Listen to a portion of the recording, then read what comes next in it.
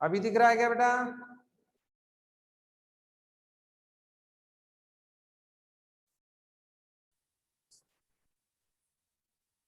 सुहानी, अजय, मनीषा, दिख रहा है क्या बोर्ड? Yes sir. ठीक है, अब देखो निर्वाचन आयोग की यदि हम बात करें तो निर्वाचन आयोग के हम कार्य पढ़ रहे थे, और कार्यों में क्या है, कोई भी दल चुनाव, किसी भी दल को चुनाव चिन्ह अगर प्रदान करना हो तो कौन करेगा? निर्वाचन आयोग ही प्रदान करेगा। कोई भी दल राष्ट्रीय दल है या नहीं, इसका निर्णय करना अगर है तो कौन करेगा? निर्वाचन आयोग ही करेगा। अब इसमें एक बात और ध्यान रखनी है कि निर्वाचन आयोग किसी भी दल को हर चुनाव के बाद ये तय करता है कि यह दल राष्ट्रीय दल बचा है या नहीं। अगर कोई दल राष्ट्रीय दल की मान्यता की शर्तों को पूरा नहीं करता है तो ऐसी स्थिति में उस दल को रिमूव कर दिया जाता है, हटा दिया जाता है राष्ट्रीय दल की सूची से। आगे देखें तो दलों को मान्यता देना, जैसे किसी भी संगठन को विचारधारा के आधार पर बनाया जाता है, किसी भी संगठन को विचारधारा के आधार पर बनाया जाता है। जैसे बीजेपी, एक एग्जांपल देते हैं अपन। सबसे पहले बना जनसंघ। क्या बना? जनसंघ। कब बना? 51 में। फिर ये जनसंघ बदला जनता पार्टी में। कब बदला? 1977 में। और ये जनता पार्टी बाद में किस में बदल गई? बीजेपी में, भारतीय जनता पार्टी 1980 में। और इसी पार्टी ने हिंदुत्व की राजनीति, हिंदुत्व की राजनीति कब अपनाई? 1986 में। तो अब बीजेपी की विचारधारा किस प्रकार की विचारधारा हो गई? हिंदुत्व की विचारधारा हो गई, हिंदुओं को साथ लेकर चलने वाली विचारधारा हो गई। तो यहां में ये निष्कर्ष कर सकते हैं, निष्कर्ष निकाल सकते हैं कि दलों की क्या होती है? विचारधारा होती है, और वो संगठन के रूप में फिर बदल जाती। संगठन की एक विचारधारा होती है और फिर वो दल के रूप में बदल जाती है। कब? जब उसे मान्यता प्राप्त हो जाती है, उसे वैधता प्राप्त हो जाती है, वैलिडिटी प्राप्त हो जाती है। अजय मालावत, अजय माइक ऑन करना बेटा। Yes sir. आपके साथ क्या दिक्कत है आज? आप बार बार माइक ऑन क्यों कर कुछ रहे दिख ही नहीं रहा। दिख नहीं हो रहा जाता कुछ? है। बेटा माइक ऑन क्यों कर नहीं रहे हो? सर। सुहानी, दिख नहीं रहा बोर्ड? दिख रहा है। फिर आपको ही नहीं दिख रहा मेरे को बेटा? दिख ही नहीं रहा। बेटा आपके नेट की प्रॉब्लम है ना? अंकुल दिख रहा है? किस किस को नहीं दिख रहा बोर्ड? एक तो अजय को नहीं दिख रहा, और आदित्य,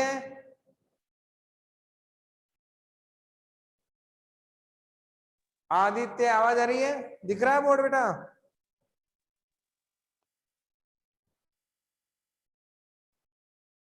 मनीषा? No sir. नहीं दिख रहा? दिख रहा है तो दिख रहा है। कुछ लोगों को प्रॉब्लम है, कुछ को नहीं है, या ये कैसे हो रहा है? आप अपने मोबाइल को नेटवर्क में लेके आओ बेटा, है ना? क्योंकि कुछ बच्चों को दिख रहा है, इसका मतलब यहां से ठीक है। अगर यहां से गड़बड़ होता तो किसी को भी नहीं दिखता।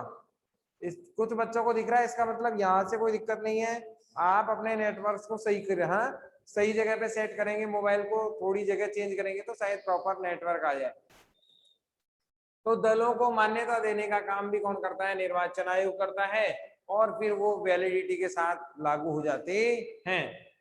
फिर देखो, निर्वाचन संबंधी लगभग सभी कार्य निर्वाचन आयोग ही करवाता है। चाहे वो चुनाव की डेट घोषणा करनी हो, चाहे वो उसके बाद चुनाव करवाना हो, चाहे वो उसके नतीजे निकालने हो, चाहे वो सामान्य विवाद हो। बड़े विवाद तो न्यायालय में जाते हैं, लेकिन सामान्य विवाद कहाँ जाते हैं? चुनाव आयोग में ही जाते हैं।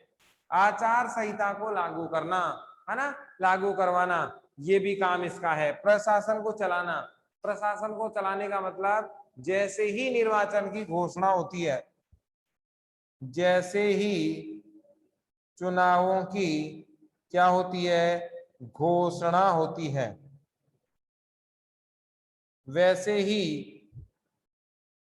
सीधा प्रशासन किसके अधीन चला जाता है, चुनाव आयोग के अधीन चला जाता है। और यह चुनाव आयोग फिर लगातार उस प्रशासन को देखता है। सरकारी कर्मचारियों का स्थानांतरण और जिम्मेदारी तय करना। स्थानांतरण का मतलब क्या होता है, ट्रांसफर, ट्रांसफर, ठीक है। और जिम्मेवारी का मतलब क्या होता है, रेस्पॉन्सिबिलिटी। ये सब किसके पास आ जाती है, निर्वाचन आयोग के पास आ जाती है। बताओ यहाँ कुछ पूछना हो तो,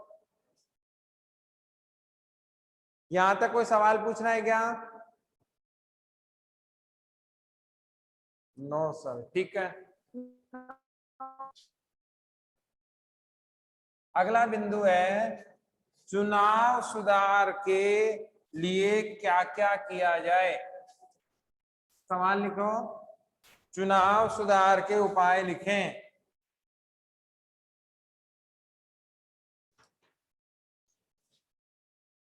चुनाव में सुधार के उपाय लिखें। अब हमें ये तो पता लग गया कि चुनाव कैसे होते हैं, कौन करवाता है, मतदान कौन करता है, उम्मीदवार कहाँ से आते हैं, दल कहाँ से आते हैं, उन्हें मान्यता कौन देता है, उनके किस प्रकार की प्रक्रिया होती है, सारी हमने पढ़ ली है। अब हम जानते हैं कि भारतीय चुनाव व्यवस्था में सबसे बड़ी समस्या है अराजकता है, भ्रष्टाचार है, जातिवाद है, संप्रदायवाद है ना, पैसावाद है, अवयव हैं, अव्यवस्थाएं हैं, बहुत सारे उपागम हैं, संकीर्ण व्यवस्थाएं हैं। ये सब भारतीय चुनाव को गलत तरीके से लड़ने के लिए क्या कर देती है, बाध्य कर देती हैं। आम जनता इसमें ठगा महसूस करती है। इसीलिए इन चीजों को रोकने के लिए चुनाव सुधार के उपाय हम पढ़ रहे हैं। देखो पहला तो क्या है, दलों के लिए, दलों के लिए कठोर नियम बनाए जाएं, नियम बनाए जाएं। दूसरा, चुनाव में अपराधी प्रवृत्ति, चुनाव में अपराधी प्रवृत्ति के लोगों पर रोक लगाई जाए, लोगों पर रोक लगाई जाए, रोक लगाई जावे। चुनाव व्यवस्था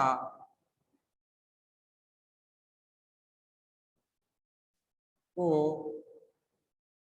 कठोरता से पालन किया जाए,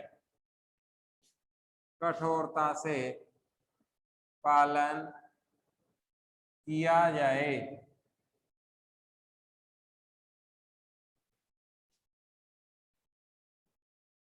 पैसे का चुनाव में इस्तेमाल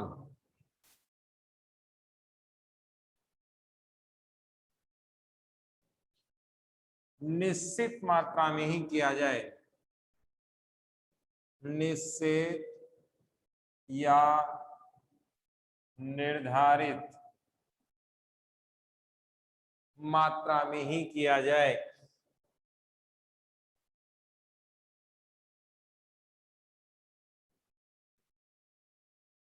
भय, डराना, धमकाना जैसी घटनाओं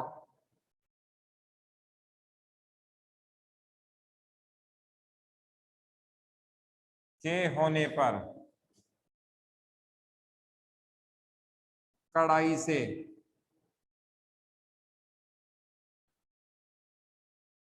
कड़ाई से कार्रवाई होनी चाहिए, कार्रवाई होनी चाहिए।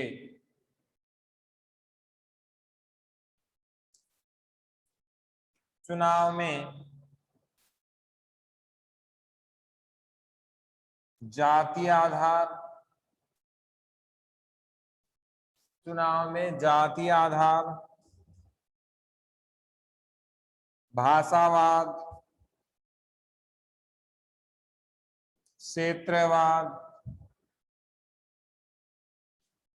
आदि को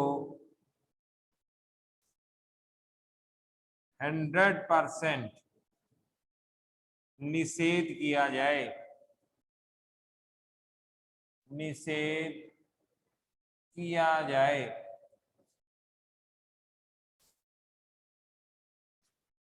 अराजकता फैलाने वाले, अराजकता फैलाने वाले बूथ कैप्चरिंग, बूथ कैप्चरिंग करने वालों के साथ कठोरता से निपटा जाए, कठोरता से निपटा जाए। और भी बहुत सारे नियम हैं, अपन एक एक करके देखते हैं। सवाल लिखो, चुनाव सुधार के उपाय बताएं। लिख लिया बेटा? चुनाव सुधार के उपाय बताएं। अब देखो एक एक करके आपको डिटेल से देखना है। इसमें दूसरा सवाल और आगे अपन देखेंगे कि क्या क्या पॉसिबिलिटीज इसमें और बनती हैं। एक एक बात बहुत डिटेल से अपने को पढ़नी है। दलों के लिए कठोर नियम बनाए जाएं। अब ये नियम क्या क्या हो सकते हैं? देखो, पहला नियम ये हो सकता है कि दल उन्हीं लोगों को टिकट देगा जो सही हैं। इसमें क्या क्या हो सकता है? सही व्यक्ति को टिकट दे, सही व्यक्ति को क्या दे? टिकट दे। ठीक है।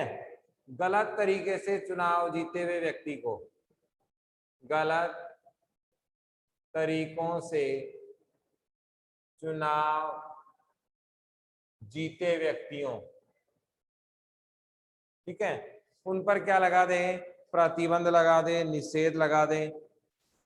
और भी ऐसे लोग जो गलत तरीके से चुनाव को बदनाम करते हैं, चुनाव में गलत फायदा उठाना चाहते हैं, है ना, और बहुत सारे वो सपोर्ट करने वाले दल जो देश विरोधी गतिविधियों में शामिल लोगों को टिकट दे देते हैं, अपराधियों को टिकट दे देते हैं, चुनाव में गलत तरीका अपनाते हैं, देश विरोधी भावनाओं को भड़काते हैं, ऐसे लोगों को टिकट देने वाले दलों को तथा ऐसे नीतियों को सपोर्ट करने वाले दलों को मान्यता नहीं देनी चाहिए।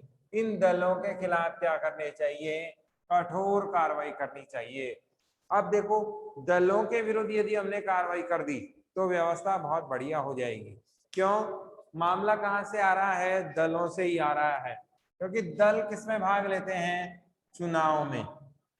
दल किसमें भाग लेते हैं? चुनाव में भाग लेते हैं। और चुनाव में भाग लेने के बाद भाग लेते हैं और जीतने के बाद, और फिर जीतने के बाद सरकार बनाते हैं। अब ये भी थोड़ा सा ध्यान रखना है, सरकार कौन बनाते हैं? सवाल आ जाए, सरकार कौन बनाते हैं? तो दल चुनाव में भाग लेते हैं और चुनाव में भाग लेने के बाद जब वो जीत जाते हैं तो जीतने वाले दल क्या बना लेते हैं? सरकार बना लेते हैं। कुछ पूछ रही है क्या बेटा? ठीक है। तो दल क्या मुख्य कार्य क्या है? चुनाव लड़ना है। जैसे संसद का मुख्य कार्य क्या था? संसद का मुख्य कार्य क्या था? कानून निर्माण करना। कानून निर्माण करना। तो दल का मुख्य कार्य क्या है? चुनाव लड़ना और सरकार बनाना। तो चुनाव लड़ते हैं और सरकार बनाते हैं। तो केवल ऐसे दल जिनका एकमात्र उद्देश्य है किसी भी तरीके से सरकार बनाना, ऐसे दलों पर रोक लगानी चाहिए कि साम दाम दंड भेद इन चारों पांचों चीजों से जो सरकार बनाना चाह रहा है, ऐसे दलों पर रोक लगानी चाहिए। दल को ये तय करना होगा कि वो सरकार बनाए, कहीं कोई दिक्कत नहीं, सही तरीके से बनाए, भ्रष्टाचार नहीं हो, अपराधी तत्व के लोग नहीं हो, डर भय का माहौल नहीं हो, शांति समृद्धपूर्ण नियमों के अधीन होते हुए वे क्या बनाए, सरकार बनाए, चुनाव लड़े, कहीं कोई दिक्कत नहीं है। ये कब हो पाएगा, जब कठोर नियम बनेंगे। कठोर नियम बनेंगे तो दलों की व्यवस्था में क्या आ जाएगा, सुधार आ जाएगा। बताओ पहली जो बिंदु है उसमें किसको दिक्कत आई? हाँ सर। ठीक है, दूसरा देखो, चुनाव में अपराधी प्रवृत्ति के लोगों पर रोक, है ना।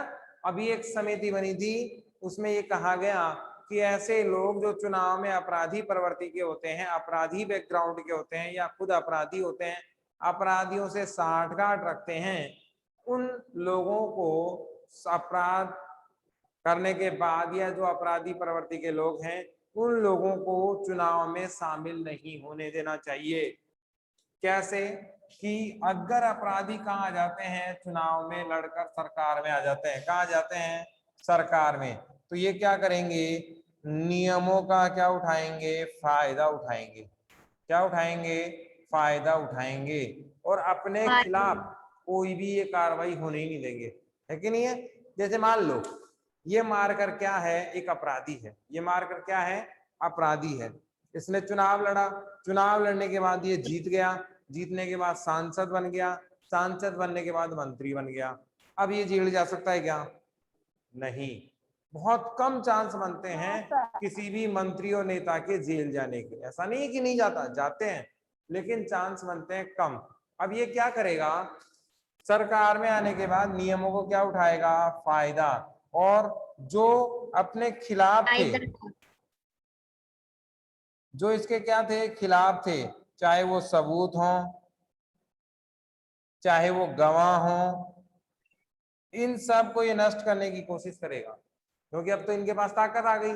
ताकत आ गई तो ये सरकार में होते हुए नियमों में बदलाव करेंगे, गवाह सबूतों को हटाएंगे, डराएंगे धमकाएंगे पैसे के दम पर। इन सब पर ये अपराधी प्रवृत्ति के लोग अपने आप को सजा से बचा लेंगे। एक काम तो होगा ये। दूसरा क्या दिक्कत आती है कि जैसे जैसे अपराधी प्रवृत्ति के लोग आते हैं, वैसे वैसे आम जनता में उदासीनता आती रहती है। क्या आती रहती है, उदासीनता, जिसे कहते हैं मतदान से उदासी का पन। देखो शब्द क्या है, उदासीनता। किससे, मतदान से। अब ये क्या चीज है, ये भी देख लो। इसका मतलब ये हुआ कि जैसे अपराधी प्रवृत्ति के लोग, जैसे कोई अपराधी व्यक्ति चुनाव में जीत कर आ गया, तो जैसे ये चुनाव में जीत कर आएगा, तो यह चुनाव में खड़ा हो रहा है, चुनाव जीत भी लिया, तो जो सामान्य लोग थे वे इससे न्याय की मांग करने नहीं जाएंगे, क्योंकि उन्हें पता है कि ये अपराधी प्रवृत्ति का व्यक्ति है और ये किसी प्रकार का कोई काम करने वाला नहीं है। इसीलिए मतदान के साथ साथ दैनिक क्रियाओं में भी क्या आती है, उदासीनता आ जाती है। इसके बाद हम देखें चुनाव व्यवस्था, इससे संबंधित एक कमेटी बनी थी, एम.एन. वोरा समिति, एम.एन. वोरा समिति, याद रहे तो ठीक है ना। ये किससे संबंधित थी, भ्रष्टाचार और अपराधियों को रोकने से संबंधित थी। किसमें, भारत की सरकार में या राजनीति में आने से। सवाल आ जाए, अभी आपके काम का तो नहीं है, कंपटीशन का सवाल है, पूछा जाता है, चुनाव राजनीति में अपराधी प्रवृत्ति के लोगों को रोकने या ऐसे लोग जो भ्रष्टाचार करके चुनाव में जीत जाते हैं, अपराध करके चुनाव में जीत जाते हैं, इन लोगों को रोकने के लिए कौन सी समिति बनी, तो एम.एन. वोरा समिति बनी, है ना। इन्होंने अपनी रिपोर्ट भी पेश बाद में की थी। तो चुनाव में अपराधी लोगों को रोकने के लिए क्या करना चाहिए, चुनाव में कठोर नियम होने चाहिए, अपराधियों के चुनाव लड़ने पर रोक लगनी चाहिए। देखो, चुनाव व्यवस्था को कठोरता से पालन किया जाना चाहिए। अब भारत में क्या होता था, पश्चिमी बंगाल, उड़ीसा, साउथ इंडिया, पूर्व इंडिया, बिहार, छत्तीसगढ़, मध्य प्रदेश के कुछ इलाके, यहाँ पर चुनाव बहुत ही असामान्य तरीके से होता था। जैसे किसी वर्ग विशेष को दादागिरी का काम होना, किसी जाति विशेष का प्रभुत्व का काम होना, और फिर वो दूसरी जाति को तो वोट ही नहीं डालने देते थे। तो इसका मतलब ये हुआ कि यदि हमारी जाति का कोई उम्मीदवार खड़ा हो गया तो वहां अराजकतावादी व्यवस्था हो जाएगी। लोगों को घर से निकलने नहीं देते थे, वोट नहीं डालने देते थे, और इसको ऐसे भी कह सकते हैं चुनावी हिंसा। क्या नाम दे सकते हैं? चुनावी हिंसा का नाम दे सकते हैं। बंगाल का चुनाव भी हुआ था ना, जस्टी ममता बनर्जी सीएम बनी है। कहाँ का चुनाव? बंगाल का चुनाव।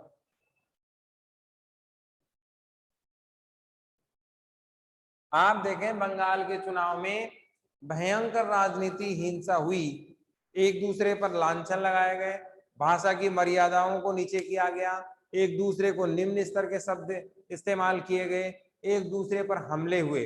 इसमें ममता बनर्जी का पैर भी फ्रैक्चर हुआ, बीजेपी के कई सांसदों पर हमले हुए, बीजेपी के विधायकों पर हमले हुए। तो चुनावी हिंसा इसे ही कहते हैं।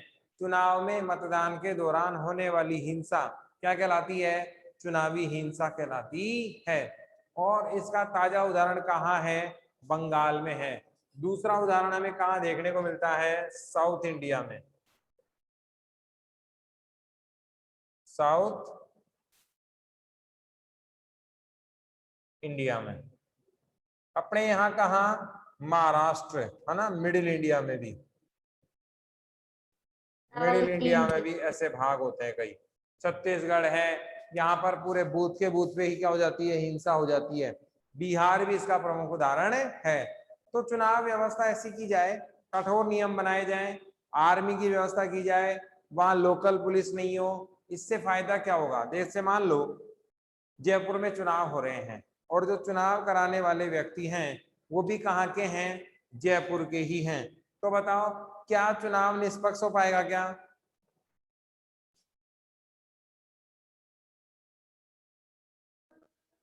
चुनाव कहाँ हो रहा है? जयपुर में। चुनाव कराने वाले व्यक्ति भी कहाँ के हैं? जयपुर के। तो क्या चुनाव निष्पक्ष हो पाएगा क्या? नहीं। फिर तो उसमें पक्षपात होगा, आम लोग जो हैं वो उनसे मिल जाएंगे और उसमें भ्रष्टाचार होगा। इसीलिए कठोर नियम होने चाहिए जिससे चुनाव की हिंसा की संभावना ना हो और चुनाव एक व्यवस्थित तरीके से पूरे हो सके। फिर देखो, पैसे का चुनाव में इस्तेमाल या तो निश्चित कर देना चाहिए या निर्धारित कर देना चाहिए एक निश्चित मात्रा में। अभी ऐसा नहीं है कि चुनाव में पैसे का इस्तेमाल का निर्धारण नहीं किया गया है। भारत में निर्वाचन आयोग ने प्रत्येक पार्टी के लिए निश्चित फंड की बात कही गई है कि पार्टी जो चंदा लेगी उसको भी बताना पड़ेगा, आपने कितना चुनाव में पैसा लिया है, उसका इस्तेमाल किया वो भी बताना पड़ेगा, पैसा कहाँ कहाँ से आया था ये भी बताना पड़ेगा। तो कुल मिला के प्रत्येक डिटेल आपको देनी होती है कि किस प्रकार की व्यवस्थाएं आप करने वाले हैं। लेकिन यहाँ दिक्कत क्या आती है कि जैसे मान लो एक एमएलए का चुनाव 5 लाख रुपए का निर्धारण किया गया है। एग्जाम्पल देखें कि एमएलए का चुनाव कितना? 5 लाख। हम भी जानते हैं करोड़ों रुपए में एमएलए का चुनाव होता है। कितने रुपए चाहिए? करोड़ों रुपए।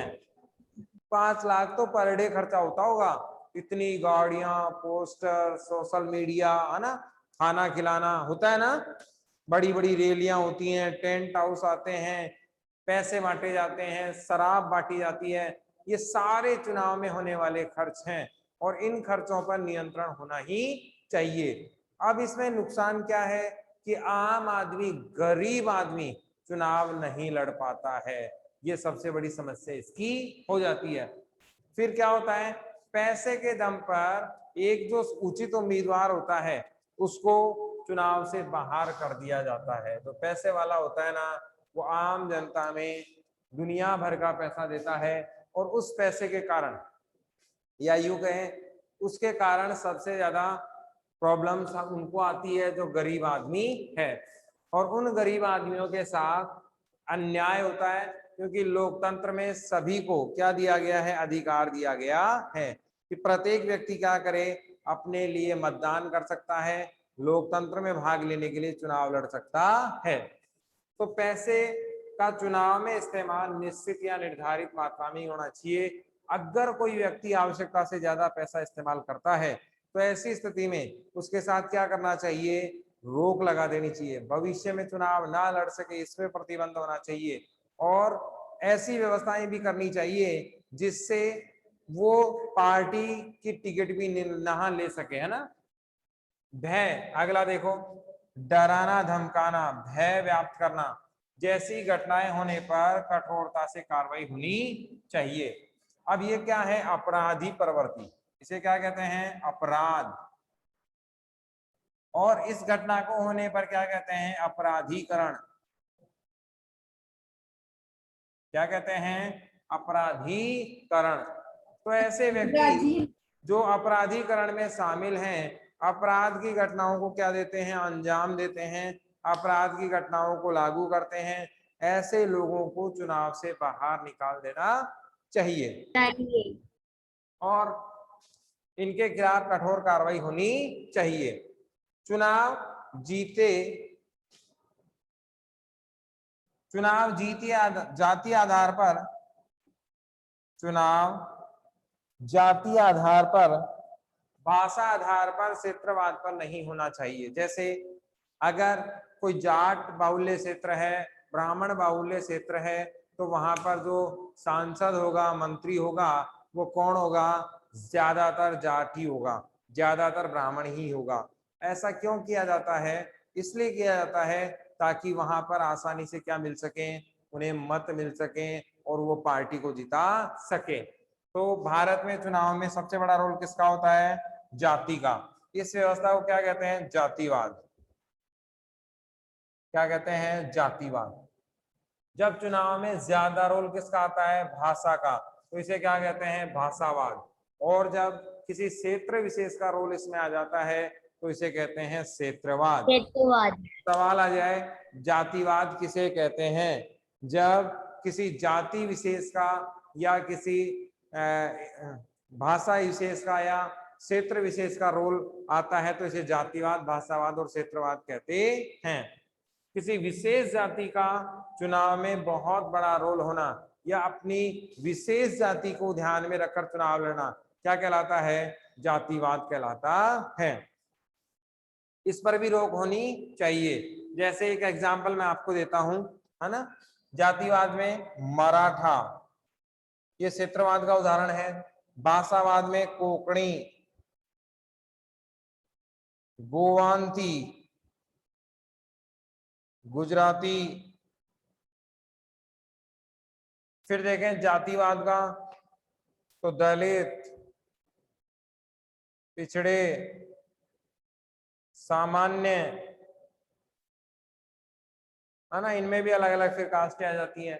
तो ये सारे प्रभाव ये दर्शाने की कोशिश करते हैं कि हम हमारे इलाकों में बहुत मजबूत हैं और हम इस आधार पर चुनाव जीत लेंगे, जबकि ये चुनाव को सीधे डिस्टर्ब करने वाले कारण हैं।